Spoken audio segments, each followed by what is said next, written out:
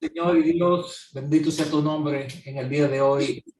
Qué bueno es Gracias, poder, Señor, Gracias. dentro de nuestro corazón, tener el gozo de la salvación y poder disfrutar de estas oportunidades que tú nos ofreces a nosotros. Así Que es. cada día es un día que nos trae nuevos retos, nuevas oportunidades, y queremos tener sabiduría en saber cómo aprovechar esas oportunidades. Gracias por habernos dado el regalo de tu Hijo, en haber muerto por nosotros y haber hecho ese sacrificio que compró, Señor, nuestra redención. Te honramos, te glorificamos como el único Dios verdadero, pues no hay otro. Tú eres el Dios del Antiguo Testamento, el Dios del Nuevo Testamento, eres el mismo, hoy, ayer y por los siglos. Nos presentamos delante de ti para que con tu dirección podamos guiar esta clase y podamos enseñar aquello que va a ser de ayuda y beneficio para nuestras vidas. Si algún hermano está tratando de comunicarse y de entrar en esta clase, hazlo fácil, Señor. En el nombre de Jesucristo. Amén. Ok. ¿Hay alguna pregunta antes de comenzar la clase? Estamos estudiando lo que es el carácter cristiano y comenzamos la primera lección tratando de explicar realmente qué significa el carácter, y estuvimos leyendo de 1 Corintios 3, donde leímos acerca del fundamento de nuestra vida, que es Jesucristo, y que después nosotros edificamos sobre ese fundamento, y que lo que nosotros edifiquemos sobre ese fundamento va a ser probado. Tres cosas. Cristo es el fundamento. Nosotros edificamos y lo que edificamos va a ser probado. Después comenzamos a explicar un poco qué es lo que significa el carácter, y hablamos de que el carácter es una imagen previsible, establecida, que la podemos comparar a lo que sería una estatua que no se mueve. O sea, que la persona que tiene la cualidad, una persona de carácter, significa que es una persona confiable, una persona que es firme en sus convicciones, pero tampoco llegar al punto de no ser flexible cuando se da cuenta de que cometió un error y lo admite. Tenemos que ser flexibles en eso. No quiere decir de que nosotros no nos vayamos a equivocar, pero lo que sí significa es que no podemos estar creando como yo diría, creando un patrón de inestabilidad. Dijimos que el carácter cristiano es el grabado firme de las características de Cristo en nuestra personalidad, y que este carácter se va forjando con el tiempo mientras que Dios nos va dando forma y va grabando en nuestra persona las características de su imagen. ¿Y cómo se obtiene? Se obtiene de la misma manera que se hace una estatua, con el cincel y un martillo, con el martillo de la palabra y el cincel del tiempo. No es una foto, sino una estatua de piedra. Eso es lo que el carácter significa. No es una foto. Muchos en la vida tienen fotos, pero no tienen la vida de estabilidad. De la misma forma que se hace un diamante. ¿Cómo se hace un diamante? Ustedes, cooperen. Ayudémonos los unos a los otros. ¿Cómo se forja un diamante? ¿Cómo esta piedra, a la cual llamamos diamante, porque hay diferentes clases, se llega a valorar tanto? ¿Cuál es el proceso? ¿De dónde sale? ¿Qué es un diamante? En su forma más rústica, ¿qué es? Una piedra. Sí, pero es carbón. Son datos de carbón. Exactamente. Es carbón. Es un carbón. Y que se mete a presión, a grandes presiones, más de 1000 pascal. Y se Y esa forma, es el diamante. claro, y se forma lo que se llamamos diamante. Y hay diferentes tipos de diamante, pero es la presión de ese calor intenso, pero más que nada la presión que hace posible que ese pedazo de carbón se convierta en una piedra tan preciosa. Esto lo podemos traer como una lección a nuestra vida, de que la presión o las presiones que nosotros encontramos en nuestra vida, en vez de ser vistos como algo que nos va a destruir, debemos verlo como algo que nos va a hacer más valiosos para la gloria de Dios, más valiosos en el reino de Dios, e inclusive más valiosos para nuestras familias y para la sociedad en que nosotros vivimos. Es importante también entender cómo es que se hace una perla. Ustedes saben cómo una ostra forma una perla. Ustedes deben saber. En las tormentas, en un ciclón y eso, cuando se remueven todas esas aguas, creo que ahí es donde se forma. Ok, ¿alguien puede ser un poquito más específico? Dentro de una ostra hay como se dice un cuerpo extraño, y alrededor de ese cuerpo extraño, es decir, la ostra va liberando una sustancia que va cubriendo eso. Ajá. Y va a formar la perla. Exactamente. Puede entrar un granito de arena y, como dice el hermano Adrián, vamos a llamarle esa criatura, vamos a llamarle esa criatura, porque realmente yo no tengo una palabra específica científica que pueda, es un organismo vivo, ¿no? Entonces, la irritación de ese granito o de ese cuerpo que no pertenece a la ostra, cuando entra, ella, como dice el hermano, produce como un tipo de lubricación para cubrir ese granito para que no moleste.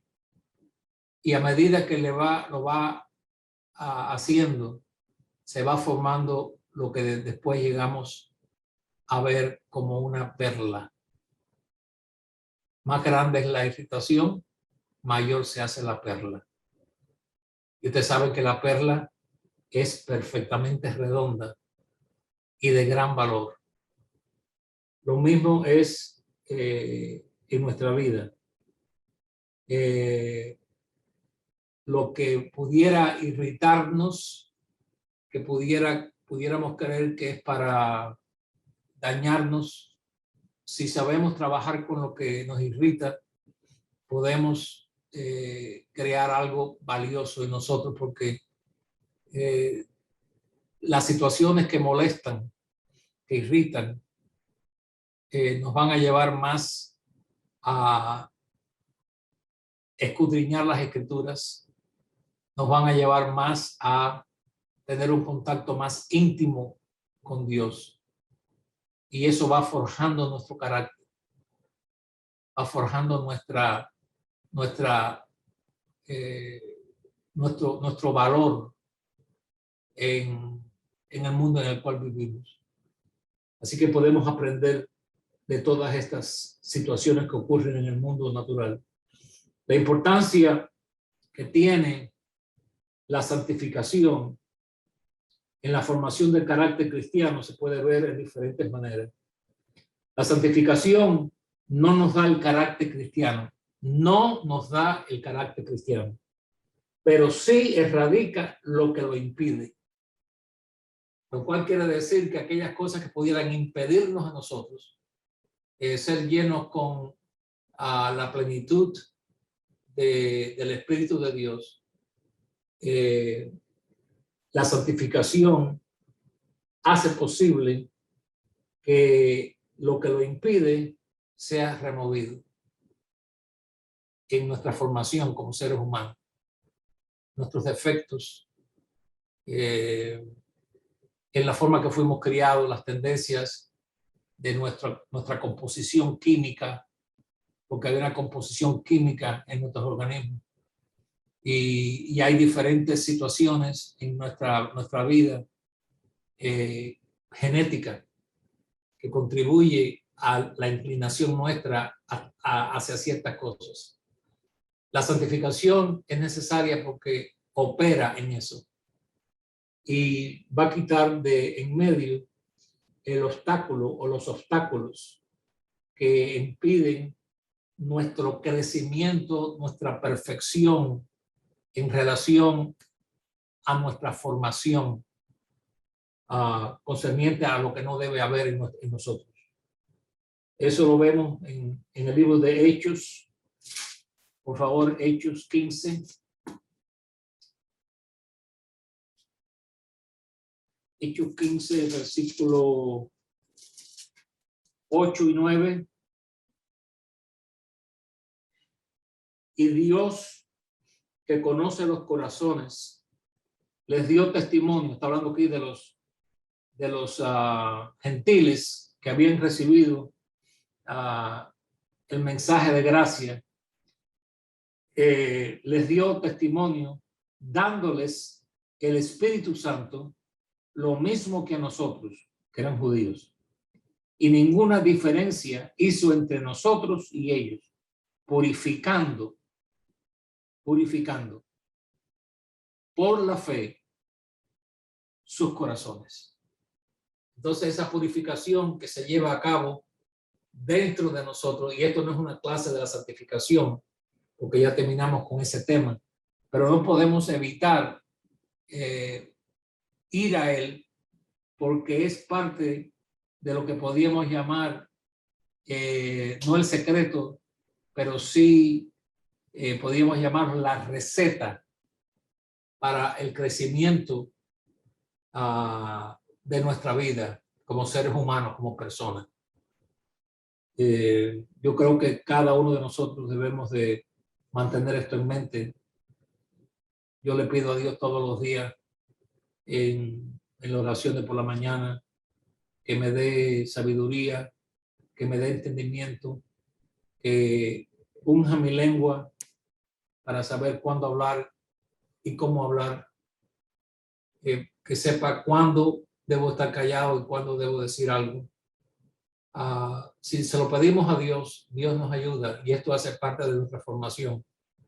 No queremos crear un patrón donde seamos conocidos por personas que no tienen sabiduría o entendimiento o que no sabemos medirnos.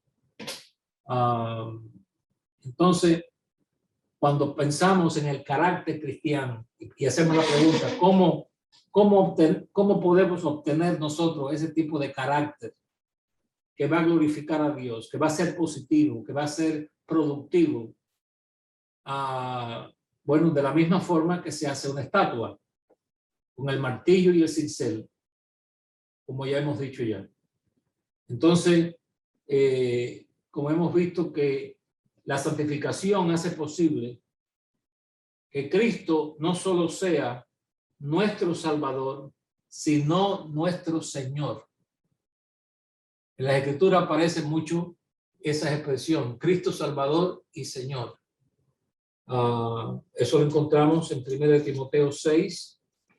Si ustedes lo encuentran, por favor, lo pueden leer. Y así nosotros podemos compartir. 1 Timoteo 6, 14 y 15.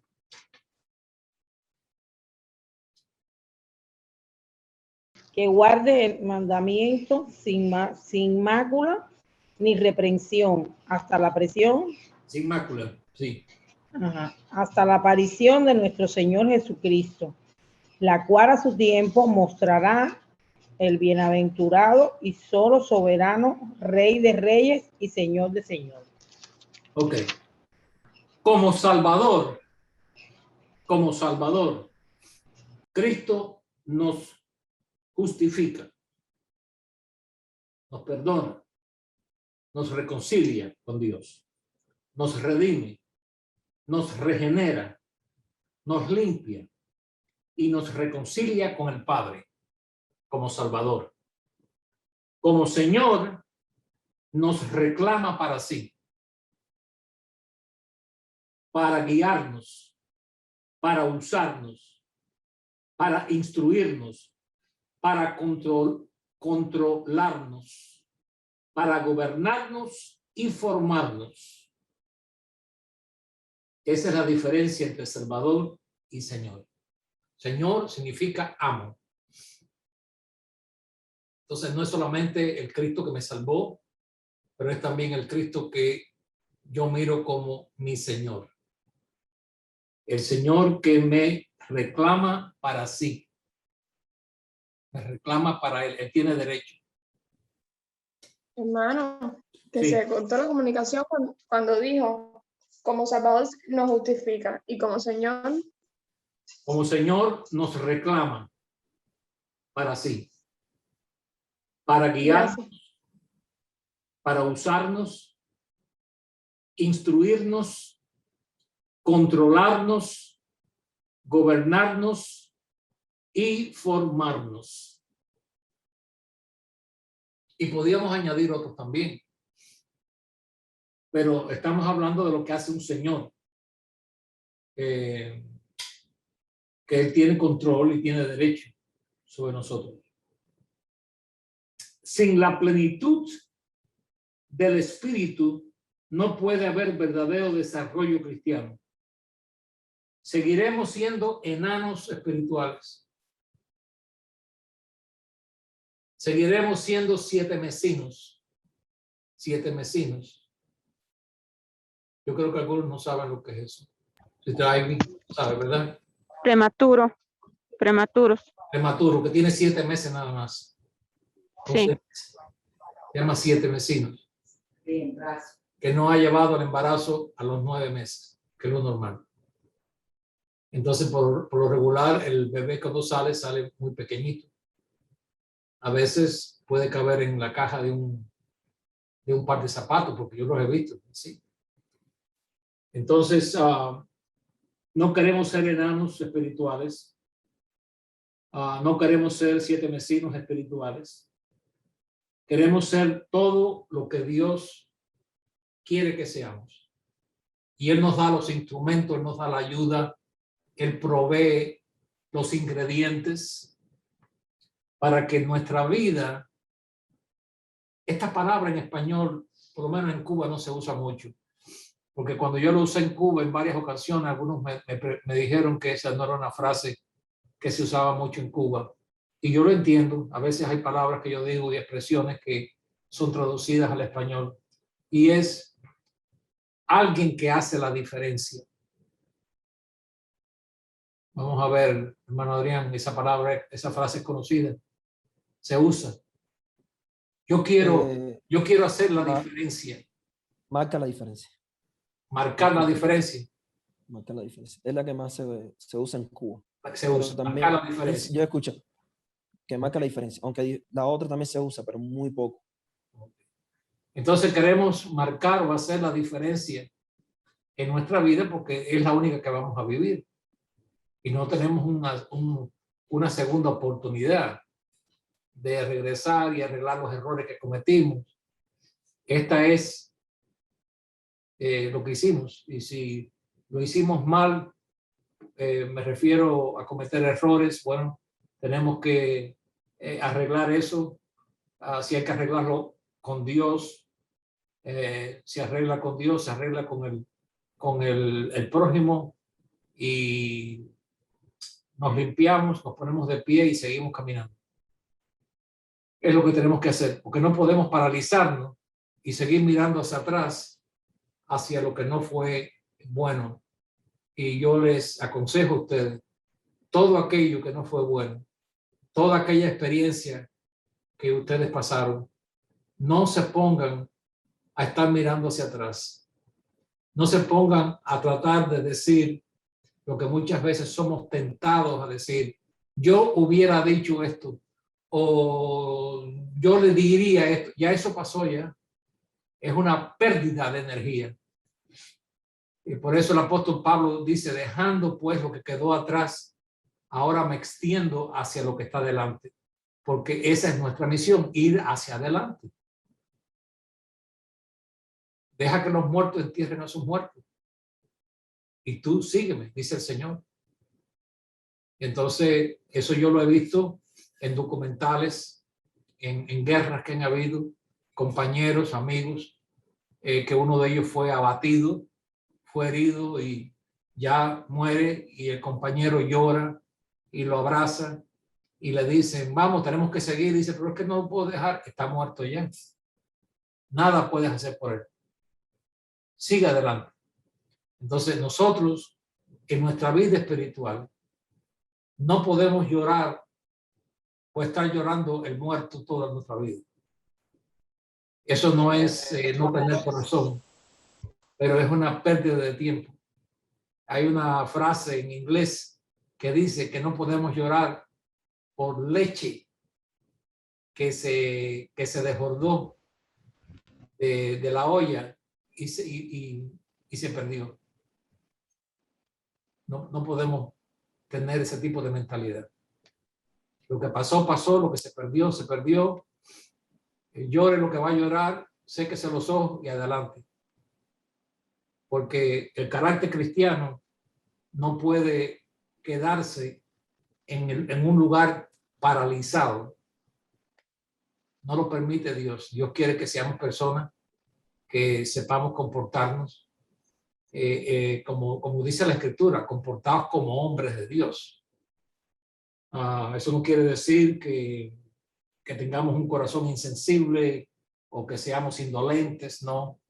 Pero sí tiene que haber un tipo de material en nosotros, fibras que nos hagan fuertes para poder servir a Dios. Como yo le estaba diciendo a un pastor que me llamó antes de ayer fuera del estado y él me estaba explicando algo a mí y yo le dije, bueno, mi hermano, déjeme decirle que esas cosas duelen, yo lo siento mucho, pero no podemos pasar el tiempo lamentando eso. Nosotros lo que hacemos lo hacemos para Dios, no para nuestro bien.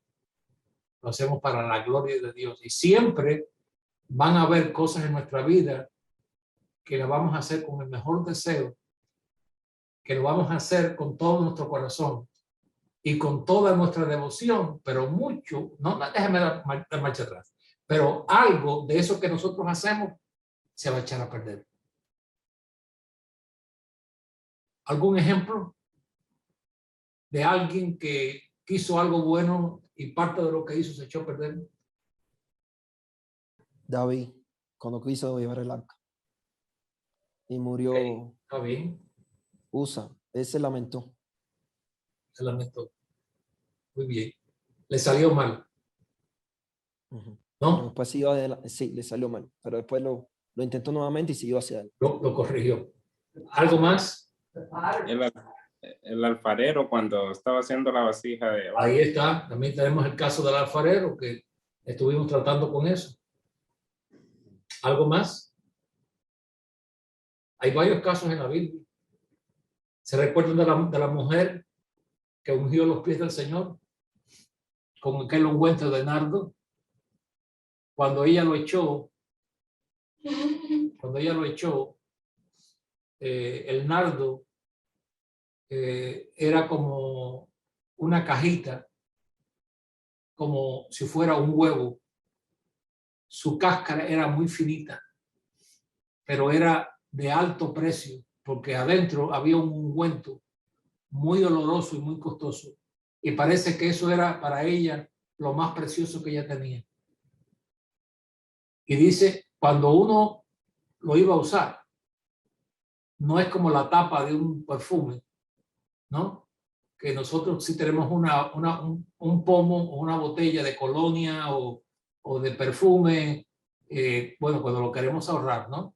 Lo hacemos así en la punta de los dedos y algunos se lo ponen por atrás de la oreja, otros se lo ponen en la mejilla, las mujeres a veces se lo ponen en la muñeca de las manos, una serie de cosas. Yo no sé por qué se la ponen aquí como si fueran a estar haciendo hacia la gente, pero bueno, las mujeres hacen esas cosas, por eso que son mujeres.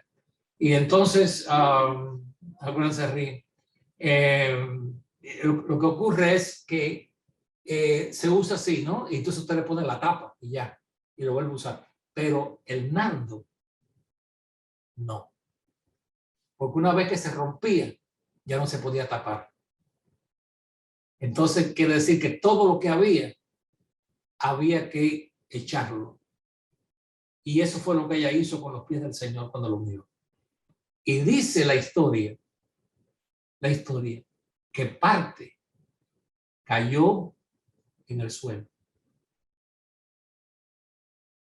Entonces, esa lección yo la aprendí muchos años, no le puedo decir cuántos años, pero mucho tiempo atrás. Que muchas veces las cosas que hacemos para Dios, algo de eso se va a perder. Que no siempre vamos a tener éxito en cada cosa que hacemos. Aunque lo hagamos con todo nuestro corazón. Aún la inversión que muchas veces nosotros hacemos con otros. Parte de eso se va a perder. Pero no lo hicimos para nosotros, lo hicimos para la gloria de Dios. Y Dios está tomando cuenta. No del éxito que tuvo eso que nosotros le ofrecimos a Él. Pero si algo de eso se perdió, bueno, el Señor sabe que lo dimos todo. Eso es parte del carácter cristiano también. No lamentarnos.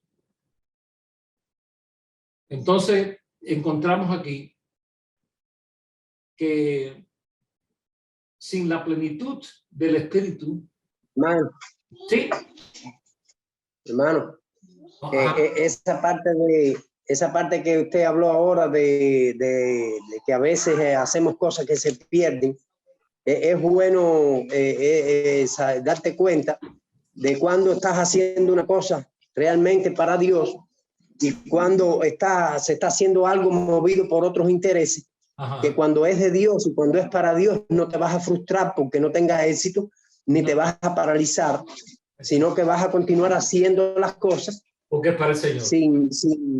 sin rendirte, vaya, porque realmente lo estás haciendo para Dios y tú no estás uno no está buscando la gloria de uno ni los intereses personales, sino que lo que está buscando es complacer a Dios y glorificar su nombre. Y por eso es que continuamos y no dejamos de hacer lo que hacemos para Dios. Sí, sí, porque podríamos decir, no, que no vale la pena. Si vale la pena, porque lo estás haciendo para el Señor. Exactamente.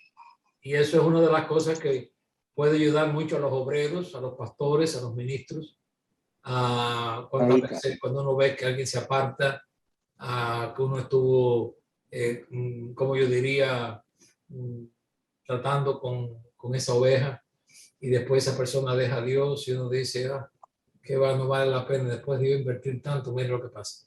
Pero como lo estamos haciendo para Dios, persistimos y volvemos a hacerlo con otro y volvemos a hacerlo con otro y volvemos a hacerlo con otro, porque es para el Señor. La recompensa es, cuando lo hacemos para el Señor, vamos a recibir recompensa. ¿Ok? Si fuéramos a recibir recompensa por todos aquellos que terminen hasta el final, no habría mucha recompensa. Pero la recompensa es lo que hemos hecho para la gloria de Dios. Vamos a pensar en el Señor Jesucristo, con todos los milagros que le hizo, con los muertos que resucitó, con las señales que él llevó a cabo, aquellos que él alimentó, a todos aquellos a quien él le mostró compasión, con todo lo que él hizo. Al final, había solamente 120 en el día de Pentecostés, en el aposento alto. ¿Dónde estaban las multitudes aquí? A quien él ayudó, a quien él alimentó, a quien él sanó. Pero ¿qué dijo? Él que le había hecho la voluntad del Padre. Eso es lo que tenemos que hacer. La voluntad de nuestro Padre. Y cuando hacemos eso, nos vamos a sentir no satisfechos, pero nos vamos a sentir contentos en que hemos hecho lo que pudimos hacer. Otro punto. La señal de que Cristo ascendió a su trono fue, sí, la señal de que él ascendió y se sentó en su trono a la diestra del Padre fue que él envió al Espíritu Santo. ¿A qué dice eso tiene importancia? Vamos a Juan 16. San Juan 16. Uno de ustedes, por favor, lea, mientras que otro va buscando Marcos 16, 19. Juan 16, 7 y Marcos 16, 19. Juan 16, 7. Pero yo os digo la verdad, os conviene que yo me vaya, porque si no me fuera, el Consolador no vendría a vosotros, mas si me fuere, os lo enviaré. Noten ahí lo que él dice. ¿Quién lo envió? Señor Jesús. El Señor Jesús. Ok. Yo voy al Padre, dice él aquí. Si yo no me fuera, el Consolador no vendría a vosotros.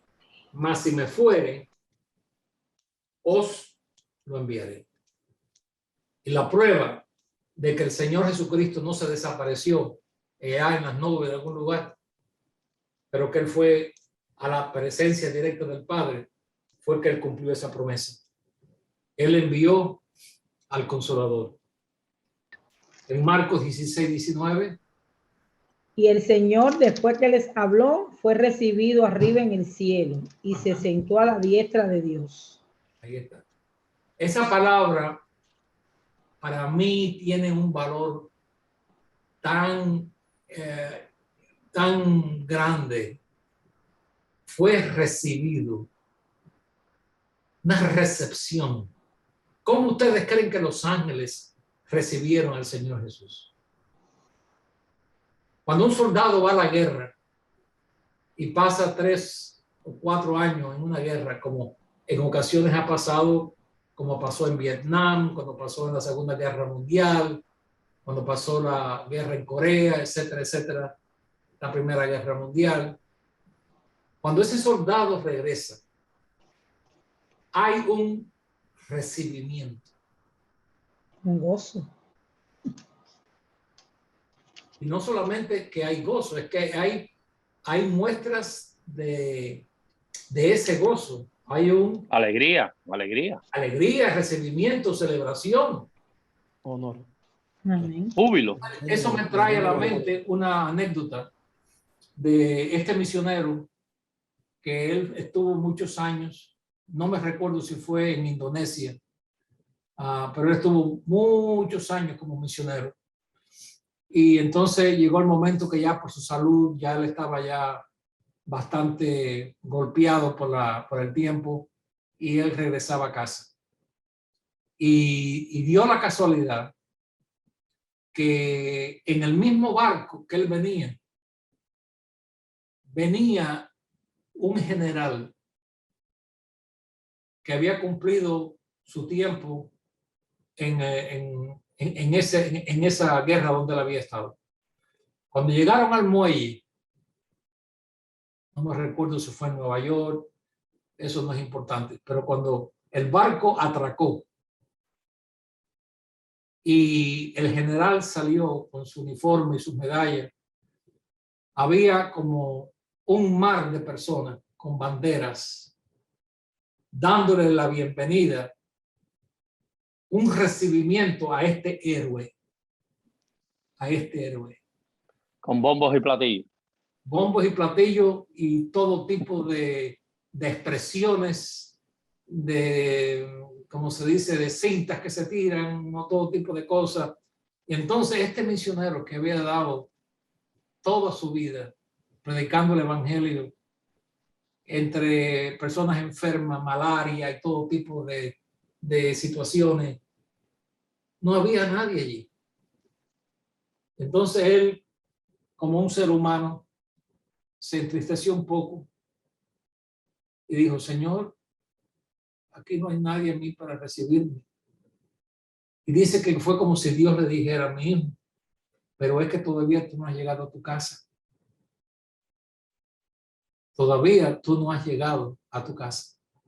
Cuando llegues a tu casa, estaba refiriendo cuando iba a tener un recibimiento celestial. Jesucristo regresa de 3 años de lucha, de batalla, de sufrimiento. 3 años separado de su Padre.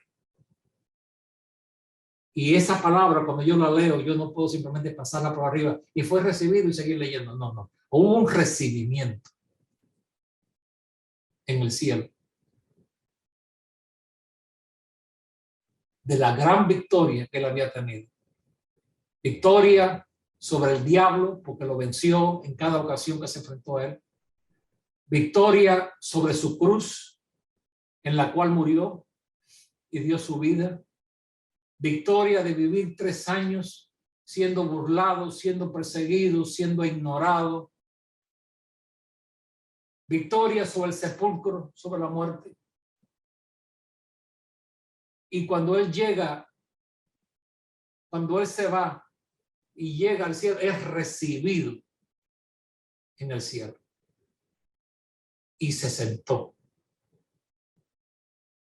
¿Por qué se sentó? Por la simple razón que había hecho su obra. Uno se sienta cuando ya la obra fue hecha. Así que él no está de pie, él está sentado. Cuando se levanta otra vez para venir a buscar a su pueblo.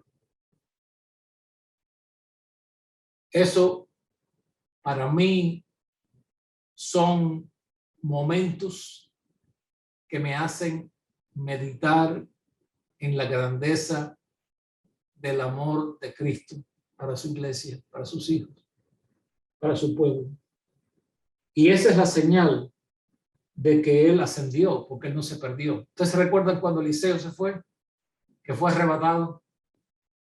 Dice que muchos querían de que él había sido tirado en algún lugar por el torbellino. Y dice que estuvieron no sé cuántos días buscándolo por valles y montañas a ver si encontraron el cuerpo de Eliseo, y no lo encontraron. Así que Cristo lo ven ascender, pero bueno, ¿llegó o no llegó?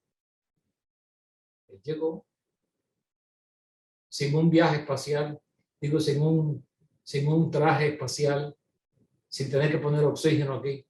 Atravesó los cielos. Yo no sé, quizás mi mente imagina mucho. No sé si es malo o si es bueno. Yo lo disfruto realmente por causa de mi imaginación.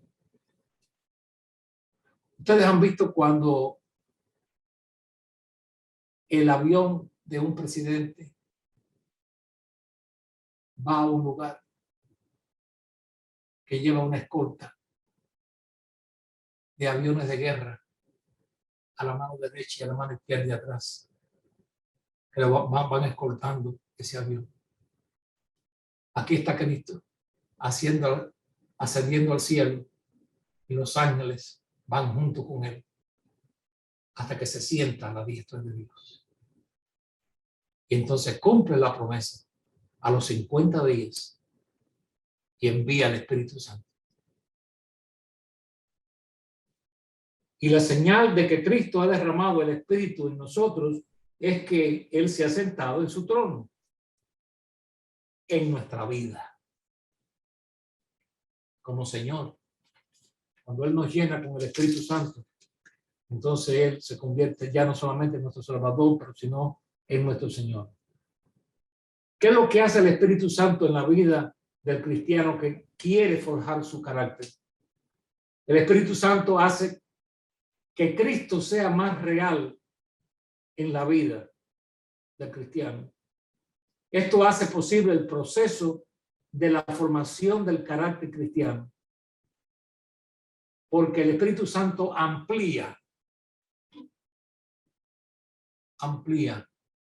¿Esa palabra está correcta? ¿Sí o no? Sí, sí, claro, amplía. ¿Qué es lo que hace un amplificador? Duplica, triplica La voz los sonidos, la señal. lo hace más mayor, ¿no? Mayor. Aumenta, sí. Amplifica, aumenta. El Espíritu Santo amplifica a Cristo en nosotros. Sacamos más. Lo entendemos mejor. Lo sentimos más fuerte. Porque amplifica a Jesucristo en nosotros. Porque ya no solo el Espíritu Santo está con nosotros, sino que está en nosotros. Juan 14:26.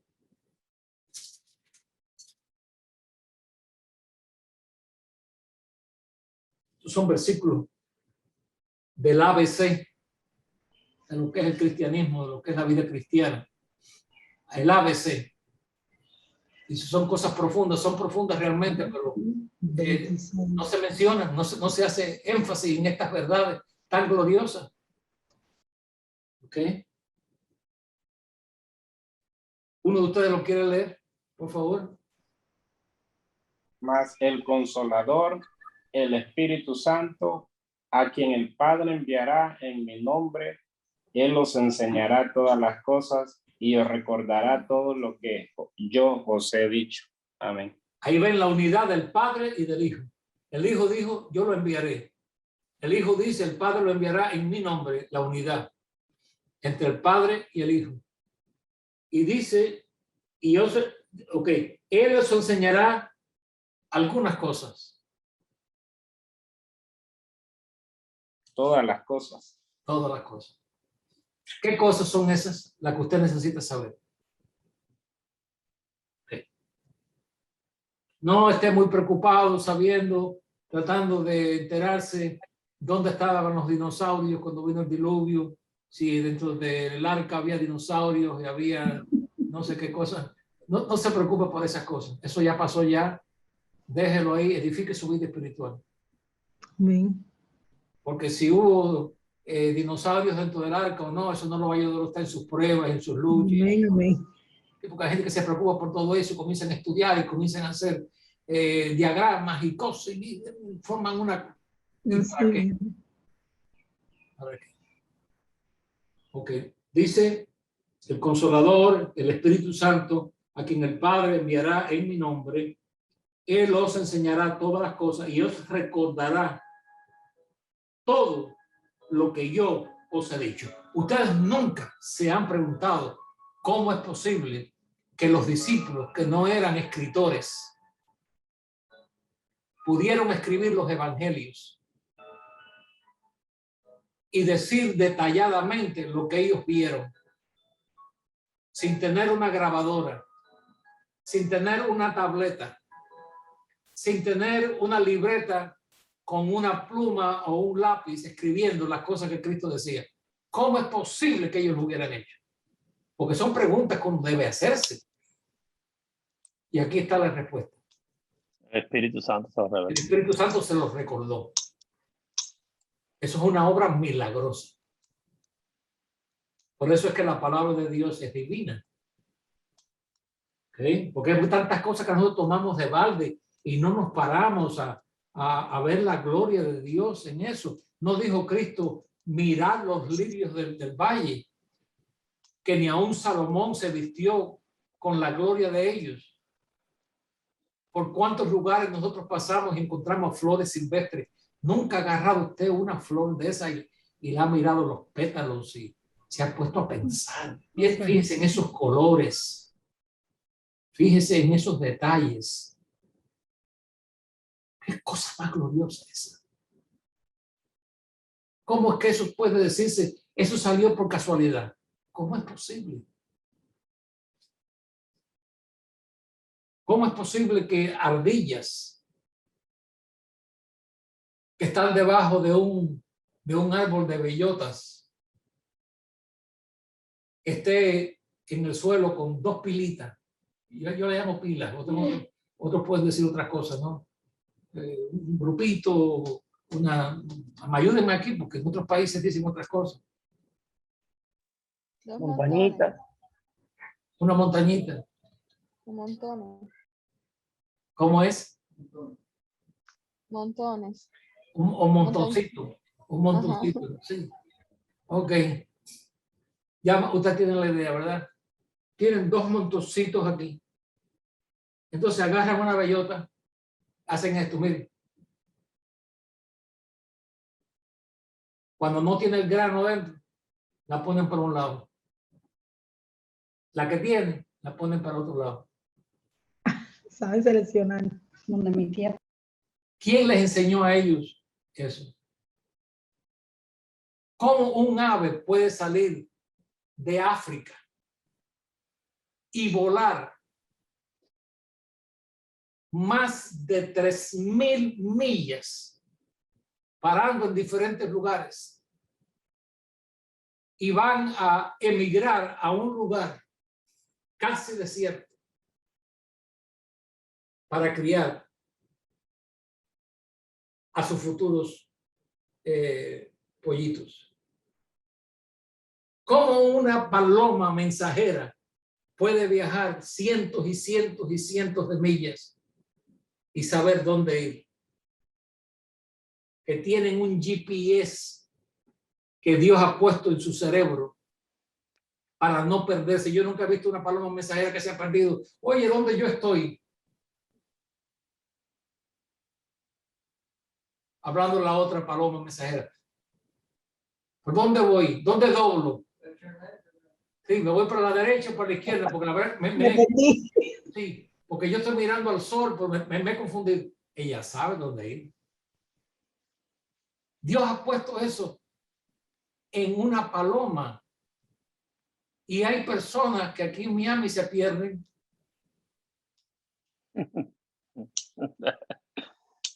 Hermano, estoy perdido, no puedo llegar a su casa, pero hermano, ¿cómo es posible que una paloma no se pierde porque tú te vas a perder? Porque en el cielo, donde las palomas no hay letrero, no hay letrero. Brasil, 3.000 millas a la derecha. Chile, 4.000 millas para acá. Bolivia, 5.000 millas para allá. Pregunta por Adrián. Parece que la carne se pierde. El Espíritu Santo no, pero la carne sí se extravía. Ok, ahora bien, vamos a usar esto. Si Dios puede hacer eso con un animal, hermano, Dios no lo puede hacer con usted. Amén. Amén, amén. Si Él cuida de las aves, como dice ese himno. Cuidará también. Si Él cuida de las aves, cuidará también de mí. Cante conmigo. Si Él cuida de las aves, cuidará de mí. Si lo hace con las aves, usted no vale más que las aves. Amén, amén. Hermano, hay un tipo de ave, es un pájaro prieto, el negro, creo que es lo que lo he visto yo en Animal Planet. Que Dios le ha dado la sabiduría a esta ave cuando él se roba los huevos de otros nidos, de coger una roca y tirársela con el pico, y él sabe por dónde romper para poder introducir su pico y tomarse la yema y lo que está dentro del huevo. No. Yo digo, ¿y quién le dio la sabiduría a ese pájaro para hacer eso? Si no está la mano de Dios detrás de eso. Hay aves que no pueden, cuando se encuentran con un animal que ya lo que quedaron los huesos, el ave agarra el hueso y lleva el hueso en la boca, así. Entonces se sube y suelta el hueso donde están las montañas rocosas para que el hueso caiga y se rompa. Y entonces le saca el tuétano. Sacarlo de adentro. Sí.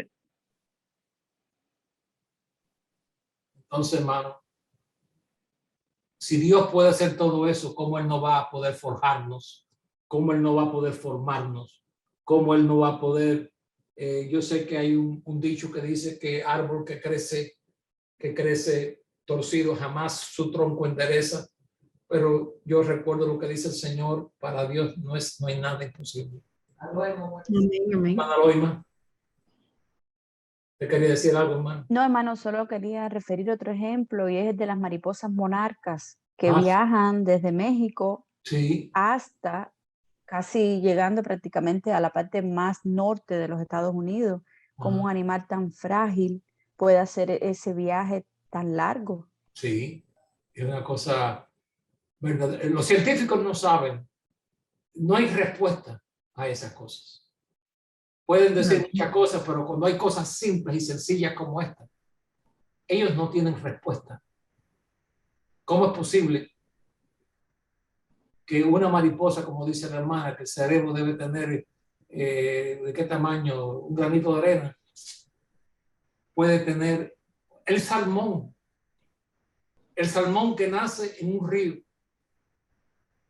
Ya cuando comienza a crecer, agarra por ese arroyo que casi no tiene ni 2 pies de agua y sale y se va para el océano. Y pasa su tiempo allá en el océano. Y cuando es tiempo ya de procrear, en ese gran océano, ellos encuentran el arroyo donde ellos se fueron y se meten por ese pequeño arroyo, nadando contra la corriente y subiendo, dando saltos contra las cascadas hasta que encuentran el lugar. ¿Cómo es posible? Estando en el océano, tú puedas reconocer el arroyo de donde tú naciste. ¿Y cómo es posible que el ser humano con un alma y con una mente no reconozca la grandeza de Dios? La grandeza de Dios. Hermano Alex. Sí, hermano. Y muchos científicos tontos y todavía están enseñando la evolución. Sí. No, o sea, ignorando la grandeza de la naturaleza que Dios nos ha creado como testigo de la grandeza y el poderío de su creación. Claro. Porque si ellos llegan a reconocer que existe Dios, entonces ellos tienen que dar cuenta a Dios. Ellos no quieren aceptar esa temerosa realidad de que si existe Dios, ellos tienen que dar cuenta. Entonces es más fácil negar la existencia de Dios que aceptar su soberanía o su existencia, su poder y su gloria, porque realmente Darwin, que fue el hombre que más daño hizo con ese libro que él escribió acerca de la evolución, dijo que había una cosa que él nunca pudo entender y nunca pudo describir y que la evolución no tenía respuesta para eso, y era poder describir el ojo humano. Mira para allá. Que no había explicación al ojo humano como está diseñado. Bueno, mi hermano, el tiempo se ha ido y gracias por sintonizar, por entrar, y los espero, Dios mediante, el próximo sábado. ¿Hay alguna pregunta que quieren hacer? ¿Algo que quieren agregar? Hermano, ¿cómo sabemos dónde se fue el tiempo? ¿Cómo sabemos?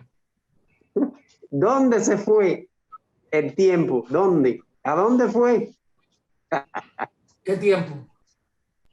Este de la clase, que ya se fue el tiempo, me dijiste. De la clase.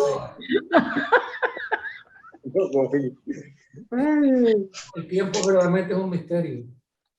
Así es. En la eternidad no hay tiempo. En la eternidad hay siempre como yo diría, un presente permanente. No hay pasado, no hay futuro, en la eternidad. ¿Alguien quiere decir algo? ¿Alguien quiere explicar algo? ¿Alguien quiere desahogarse? Vamos a orar. Uno de ustedes, guíenos en oración. Padre bueno, gracias, muchas gracias le damos por esta hermosa mañana, Señor, por hacernos partícipes, Señor, de esta clase. Te agradecemos muy infinitamente por la vida de nuestro hermano Alex, oh Padre, por su disposición, Señor, Amén. y entrega para preparar estas clases y poder compartirlas, Señor, con cada uno de nosotros. Ayúdenos, Padre. Gracias por la vida de cada uno de nuestros amados hermanos, Señor, en los diferentes países aquí representados, Señor, de la Iglesia de Dios. Gracias por cada una de sus vidas, Señor. Gracias por la enseñanza de esta mañana. Gracias, oh Dios eterno, por usar la vida de tu siervo, Señor. Sí, Señor. Y porque sabemos, Señor bendito, que tu palabra es poder y es autoridad. Amén. Gracias, Señor, porque ella, Dios mío, es la que nos da vida, oh Padre. Amén, amén. Gracias, Señor bendito, porque podemos verte a ti, Señor, a través de tu obra, Señor, de tu creación. Amén. Señor, las maravillas que solamente tú sabes hacer, Señor, aun cuando muchas veces podemos comprender, Señor, yo, Señor, ni siquiera poder explicar, Señor, las cosas maravillosas, aun cuando son muchas veces para nosotros, Señor, porque, Señor, tú te tomaste el tiempo para poder crearlas, oh Señor, Sí, Señor. y poder glorificar también en ello. Gracias, Padre Santo. Amén. Gracias, Señor, por esta enseñanza. Gracias por la vida de nuestro hermano Alex. Sigue buscando, Señor. Y, oh Dios, danos cada día entendimiento, danos sabiduría, Señor, para poder hacer nuestra esta enseñanzas, oh Dios, y para poder también aplicarlas en cada una de nuestras vidas, oh Padre. Señor bendito, sigue guiándonos en tu voluntad, Señor, y ayúdanos a ser hacedores de tu palabra y no tan solamente oidores, Señor. Sí, Señor. Gracias, Señor. Recibe honra, recibe gloria y nuestra gratitud, Señor, desde nuestro corazón por tu gran fidelidad y tu gran amor, Señor, en cada momento de nuestras vidas. Bendice la vida de nuestros amados hermanos, Señor, y bendice cada uno de sus ministerios también, oh Padre, y familias. Gracias te da en el nombre de nuestro Señor Jesucristo. Amén. Amén. Amén.